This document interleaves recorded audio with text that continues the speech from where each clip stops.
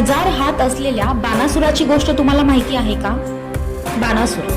बाणासुर हा राजा बळीचा मुलगा होता आणि महादेवाचा परम भक्त होता. त्याच्या भक्तीवर प्रसन्न होऊन शंकराने त्याला 1000 हातांचे बळ दिले आणि स्वतः त्याचे रक्षण करण्याचे वचनही दिले. पण शक्तीसोबतच बाणासुराला गर्व झाला. याच दरम्यान त्याची मुलगी उषा श्रीकृष्णाचा नातू अनिरुद्ध याच्या प्रेमात पडली. बाणासुराने अनिरुद्धाला कैद केले, ज्यामुळे थेट श्रीकृष्णाने बाणासुरावर चाल केली. बाणासुराला रक्षणाचे वचन दिले असल्यामुळे प्रत्यक्ष महादेव आणि श्रीकृष्ण यांच्यात घनघोर युद्ध झाले, ज्याला आपण हरिहर युद्ध सुद्धा म्हणतो.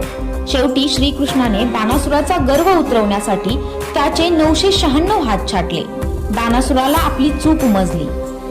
त्याने शरणागती पत्करली आणि उषा अनिरुद्धाचे लग्न लावून दिले. ही कहाणी आपल्याला एवढंच सांगते, माणसाची भक्ती कितीही मोठी असली तरी माणसाचा अहंकार हा त्याचा नाश करू शकतो.